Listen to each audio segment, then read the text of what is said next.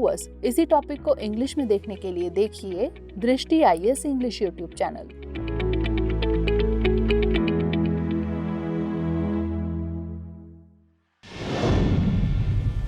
नमस्कार, दृष्टि IAS के टू द पॉइंट प्रोग्राम में आपका स्वागत है।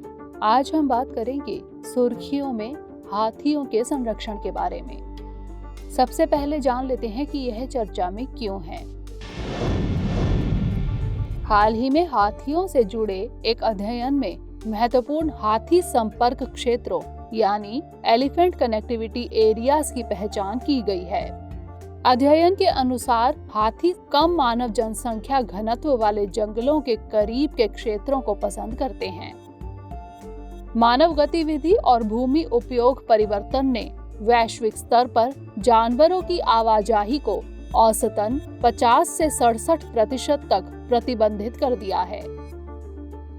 हाथियों के संरक्षण से जुड़ी एक पुस्तक jumbos on the edge the future of elephant conservation in India विमोचित की गई। सरकार ने एलिफेंट कॉरिडोर में GIS तकनीक का उपयोग कर देश में हाथियों के भूमि उपयोग के मानचित्रण पर काम शुरू किया है, जो हाथियों के संरक्षण में भी सहायता करेगा।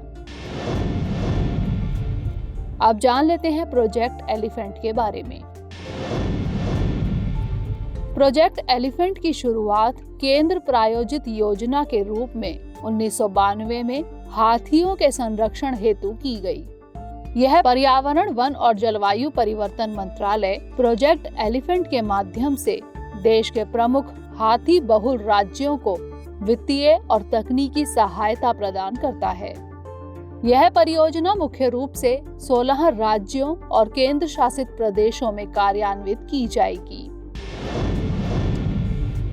अब समझ लेते हैं इसके उद्देश्य के बारे में।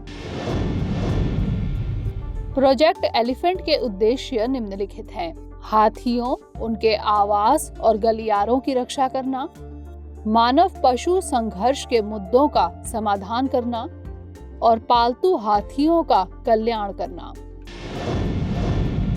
आइए नजर डालते हैं इससे जुड़े कुछ अन्य महत्वपूर्ण तथ्यों पर।